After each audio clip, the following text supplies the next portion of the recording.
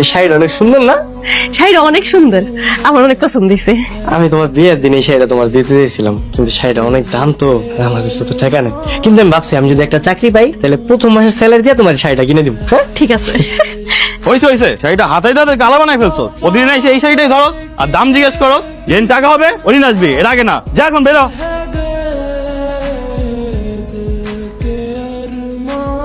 শাড়িটার দাম কত? 15,000 টাকা। আচ্ছা আমি একটু দেখি।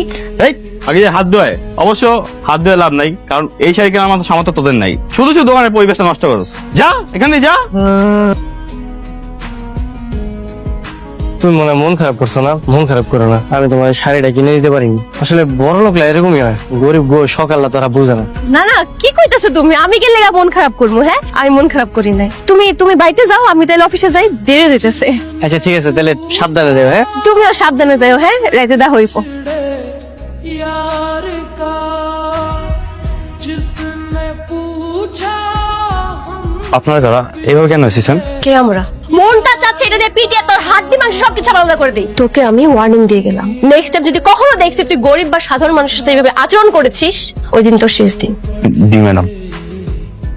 শাড়িটা প্যাক কর। জি ম্যাডাম। से लगा कर रो पड़े हम আমার কেমন লাগতেছে? আরে এই শাড়িটা ওই দোকানের শাড়ি না?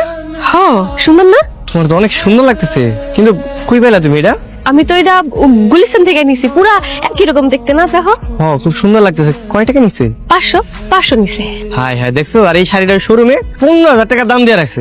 বড় লোক গো, টাকার কোনো দাম নাই, মানে এই কারণে আমি বড় লোক সহ্য করতে পারি না। আচ্ছা সত্যি করে একটা কথা কও তো, তুমি কি সব বড় লোক এমন খারাপ মনে করো?